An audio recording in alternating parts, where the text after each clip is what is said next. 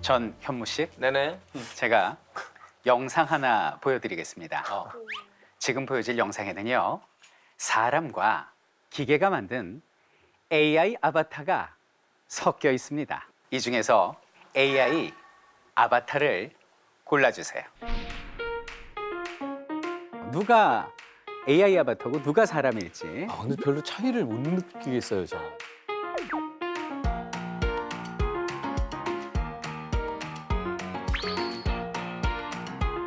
자, 아바타를 일단 골라봅니다. 네, 저 파란색 저분은 AI예요.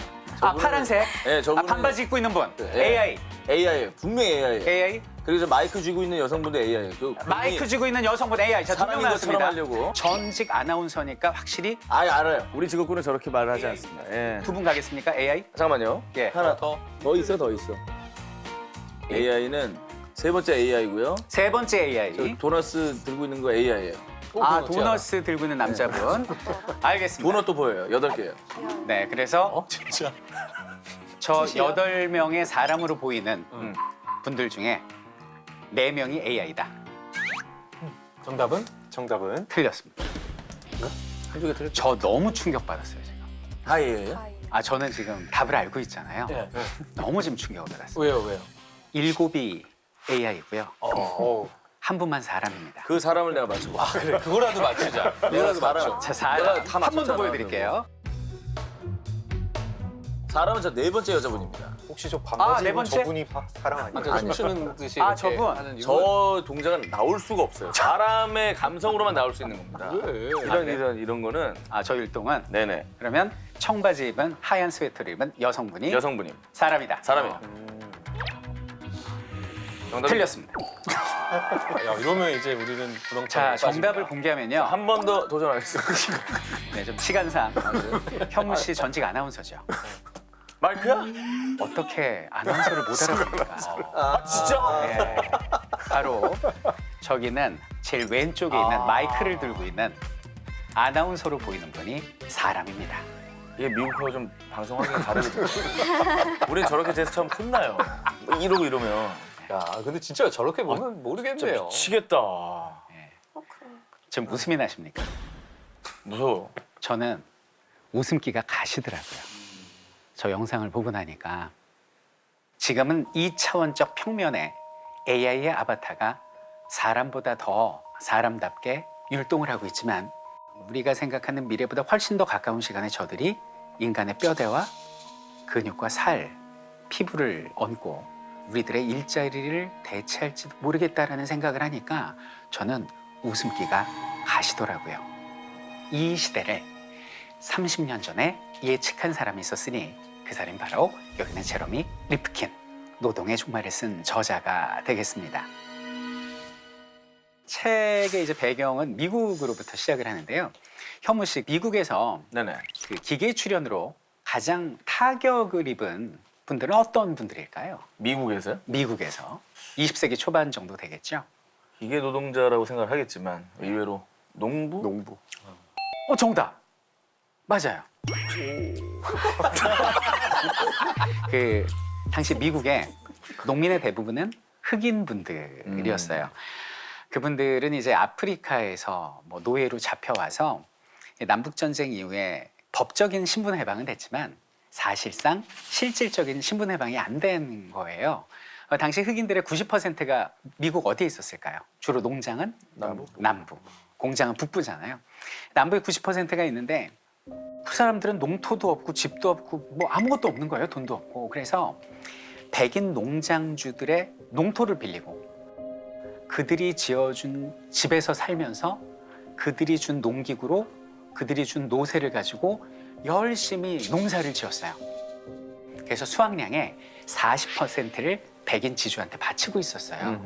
그런데 문제는 뭐냐면 생활을 해야 될 거 아니에요. 백인 농장주가 운영하는 잡화점에서 생필품을 샀겠죠. 뭐 옷도 사고 뭐도 사고. 그런데 이 생필품 가격이 턱없이 비싼 거예요. 근데 보통 수확이라는 건 가을에 되잖아요. 그럼 봄이나 여름에 이런 게 필요할 거 아니에요. 그 미리 이제 선구매로 사는 거예요. 외상으로. 외상에 대한 이자가 엄청난 거야. 그래서 흑인들한테 남은 건 밀 한 톨도 없고 빚만 쌓여가고 있었어요. 자, 그런데 어느 날 흑인들한테 이상한 얘기가 들려옵니다. 2차 세계대전이 끝나고 참전했던 흑인 병사들이 고향으로 돌아오면서 이런 얘기를 하는 거예요. 야, 내가 미국의 다른 지역에 가봤더니 거기는 소장농들이 지주들한테 이렇게 뜯기지 않더라. 우리 그동안 당해도 너무 많이 당했던 거야. 야, 우리 정부에 청원하자 이렇게 된 거예요. 그래서 이제 흑인들이 FBI에 청원을 했어요. 그러니까 FBI에서 알았습니다. 그럼 여기는 소작제를 개선해 줄 수 있는 방안을 만들게요라고 피드백이 왔습니다. 그러면 현무 씨가 만약에 백인 농장주라면 기분이 어떻겠어요? 안 좋죠. 막아야 되겠다는 생각이겠지. 막아야 되죠. 로비해가지고. 로비를 하든 불안하고 이런 생각도 하지 않을까요? 신개념의 노동자가 없을까?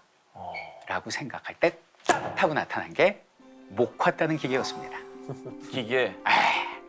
이 목화 따는 기계를 책에서 뭐라고 설명하느냐? 빨간색 목화를 이 기계가 따는데요. 하얀 줄을 따라서 목화 따는 기계가 움직이는 거예요. 뚝뚝뚝뚝 따가지고 뒤에는 철망에다가 목화를 담기 시작하는데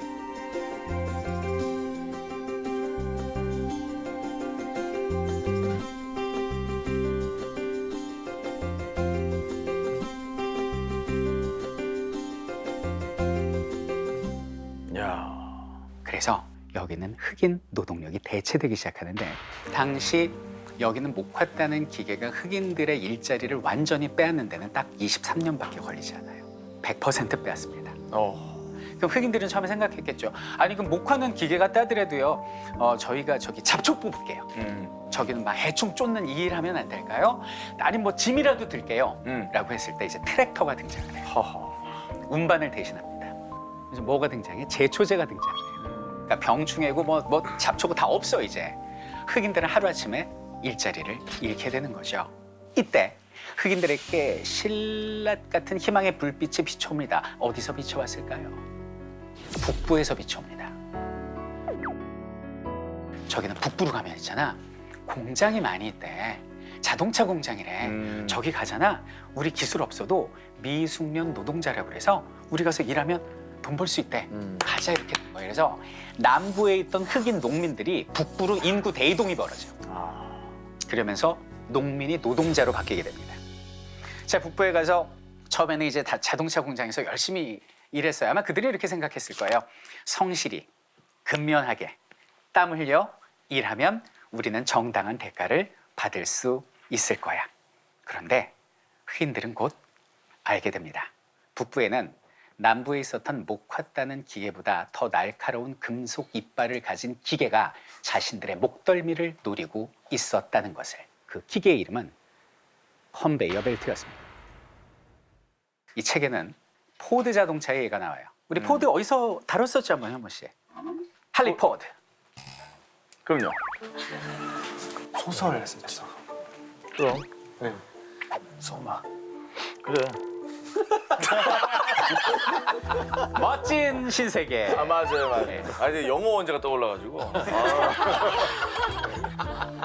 예, 근데 이제 이 헨리 포드가 창업한 미국의 포드 자동차가 있잖아요. 그래서 일을 한 거예요. 처음에 열심히 일했겠죠. 막 땀 흘려서 막 운반도 하고 막 조립도 하고 막 다 했을 거예요. 그런데 이 컨베이어 벨트를 최초로 자동차 공장에 적용한 게 헨리 포드예요. 그러니까 컨베이어 벨트 아시죠? 이렇게 지나갈 때 이것만 하면 되는 거예요. 이러다 보니까 일손이 필요 없어진 겁니다. 자동화가 돼버리니까. 자, 그런데 흑인들한테 아직 희망의 불길은 꺼지지 않았어요. 새로운 직장이 생깁니다. 기계가 발전함에 따라서 새로운 고용 창출 효과로 새로운 직종이 10개, 100개, 수백 개가 생겼다는 거예요. 이름하여 서비스 직종입니다. 여기는 고객들한테 우리 자동차를 갖다 직접 팔 수 있는 영업사원이 필요해지죠. 그리고 여기는 자동차를 브랜딩하고 이미지를 마케팅하는 마케터들도 등장할 거예요. 그리고 여기는 자동차가 달리다가 쓰거나 고장 날 수 있으니까 뭐가 생겨야 될까요? 정비 공장과 AS 센터가 생겨야 돼요. 굉장히 많은 일자리가 창출이 된 거예요. 거기에 흑인들이 몰려갑니다. 저희 취직하러 왔는데요? 라고 갔을 때 그들은 넘을 수 없는 벽을 보게 됩니다. 이미 그 자리는 고학력의 백인들이 다 차지한 뒤였다는 거죠. 아이고, 갈 데가 없네. 흑인들은 절망해요. 갈 데가 없어요. 저자는요, 당시 그 흑인들의 실직의 역사를 보여주면서 그 흑인들이 어쩌면 오늘날 우리가 될지도 모른다라는 경고장을 날리고 있습니다. 왜냐하면 그 당시의 기계와 지금의 기계는 비교할 수 없지 않습니까? 1, 2차 산업혁명은 농민과 노동자들의 직업을 날렸고요. 3차 산업혁명이 시작이 되면서 서비스 업종의 전문직까지 잡아먹게 됩니다. 우리가 속수무책으로 당하고 있을 수 없잖아요. 그래서 그 미래를 대비하기 위해서 실제 기계가 어떻게 탄생을 했고 그거에 따라서 인간이 어떻게 실직해 왔는지의 그 역사를 보면 우리가 미래를 대비할 수 있겠죠? 우리 초침을 뒤로 돌려서 저와 함께 시간여행을 떠나보도록 하겠습니다. 처음 기계가 탄생한 시 1차 산업혁명 들어가죠. 네네. 1차 산업혁명이 언제 처음 시작됐을까요? 산업혁명은 영국 아니에요? 와트 증기기관차? 대략 몇 세기? 대략 18세기? 18세기 말 19세기 초를 생각하죠? 네네. 이 책은 훨씬 더 전으로 거슬러 올라갑니다. 중세 말 1차 산업혁명에 조짐이 보였다라고 얘기를 해요. 그때 이제 대항해 시대잖아요. 영국의 예를 들면 그 아프리카, 아메리카 대륙에서 이제 노예들이 잡혀와 수많은 자원들이 들어와 항구에 모여 사람들이 모여 풍족한 어떤 자원의 인구가 늘어나 그럼 그 사람들 취사도 해야 되고 잠자야 되니까 집도 져야 되고 겨울에 난방도 해야 되잖아요. 그래서 나무를 베기 시작한 거예요. 그리고 대항해를 해야 되니까 상선이나 전함을 만들어야 되니까 또 나무를 베기 시작한 거예요. 숲이 황폐해집니다. 땔감이 없어졌어요. 그래서 사람들은 새로운 연료를 찾아 나섭니다. 그러다 딱 컨택된 게 뭘까? 나무 다음으로 떼기 시작한 거. 석탄이에요. 근데 어느 날 17세기쯤에 세이볼이라는 사람이 증기를 보다 그런 생각을 했대요. 가만히 있어봐. 물이 끓네? 증기가 올라가네? 뚜껑이 보글보글하네? 저 힘을 에너지로 변환을 시키면 채광 기술에도 이용할 수 있고 면도 만들 수 있을 테고 배도 움직이고 기차도 만들 수 있는 거 아니야? 라는 증기기관의 아이템을 처음 생각해낸 게 17세기라는 거예요. 저 깜짝 놀랐어요. 바로 그 시기에 우리나라에선 장희빈이 숙종 멱살 잡고 사양 먹내만 하고 있어요. 그때 증기기관을 떠올렸다는 거 저도 놀랐어요. 대단하다. 그리고 이제 세월이 얼마 지나지 않아서 18세기 말 19세기 초반에 1차 산업혁명이 벌어지면서 막 기차가 달리고 증기선이 만들어져서 지구 반바퀴 돌아 이제 우리나라까지 오는 그런 시대가 도래를 한 거예요. 그러다가 이제 2차 산업혁명이 시작이 됩니다. 현무 씨, 2차 산업혁명을 대변하는 키워드는 무엇일까요? 석탄 대신 석유, 그렇지. 그리고 전기에너지입니다. 그래서 이 석유를 먹는 자동차가 2차 때 만들어지고요. 전기에너지가 컨베이어 벨트에 공급이 되면 그 컨베이어 벨트가 돌아가면서 그 전기가 사람의 일자리를 잡아먹기 시작한 거죠. 그러다가 이제 3차 산업혁명이 시작이 됩니다. 2차 세계대전 직후예요. 3차는 무엇이 키워드일까요? 3차 산업혁명. 자, 책에서는 이렇게 얘기합니다. 기계가 인간의 남은 마지막 지식의 영역까지 침범하기 시작한 게 3차 산업혁명이다. 컴퓨터. 컴퓨터 정답. 애니악.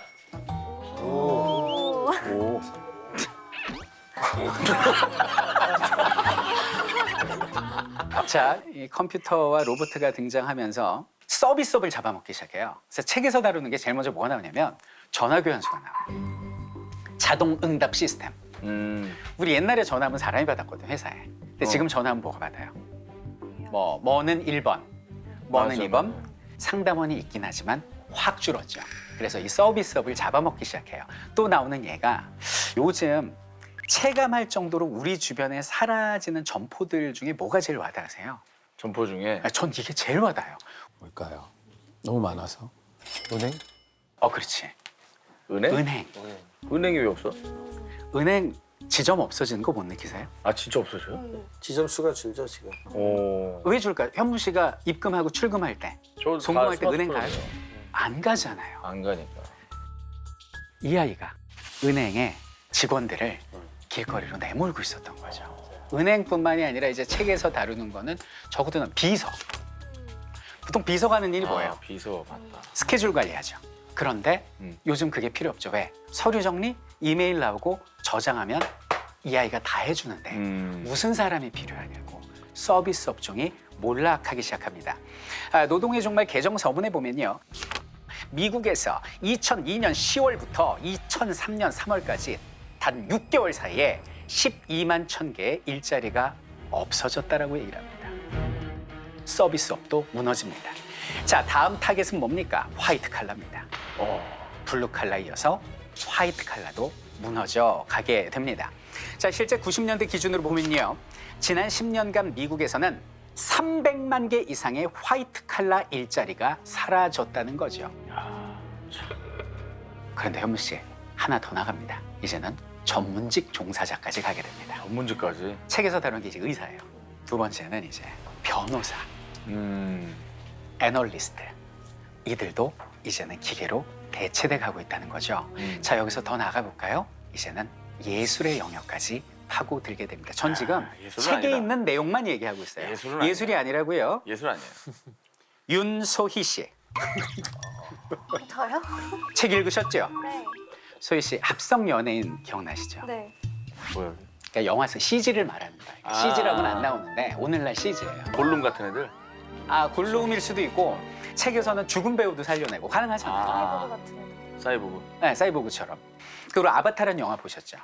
이 모션 캡처로 실제 배우가 별로 필요 없고 아까 우리 봤잖아요. 마이크 든 그 실제 사람과 응. 거기서 흰 스웨터를 입고 이렇게 춤을 추는 AI 아바타와 구분이 안 돼요. 어찌 보면 이 시대에 AI 아바타는 그 어떤 배역이나 상황도 대체할 수가 있는 거죠. 왜 우리 소희한테 그러세요? 그 소희 더 잘할 수 있는 거죠. 네, 열심히 해볼게요. 열심히 제가 해볼게. 장강명 씨. 1993년 당신은 뭘 하셨습니까? 고3이었어요. 고3이었습니까? 장강명 작가께서 93년 우리나라 대입의 수험생으로서 열심히 수학의 정석을 풀고 있을 때 그때 최초의 컴퓨터가 쓴 소설이 나온다. 그 당시에? 라고 책은 이야기하고 있어요. 근데 지금 세월이 얼마나 지났습니까?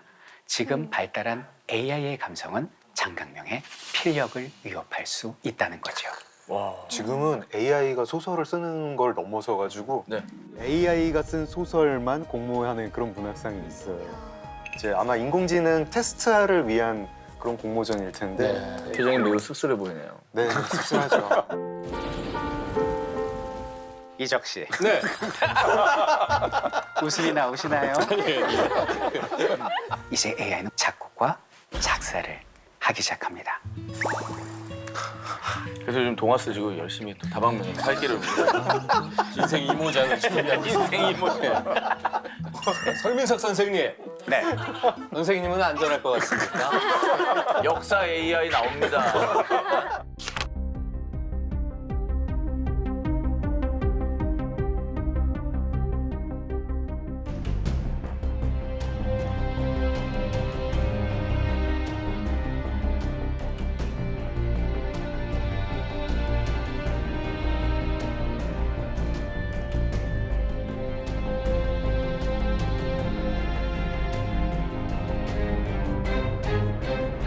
자, 그러면 우리가 사는 세상이 더 끔찍해지지 않도록 어떤 대안을 만들어야 될 거 아닙니까?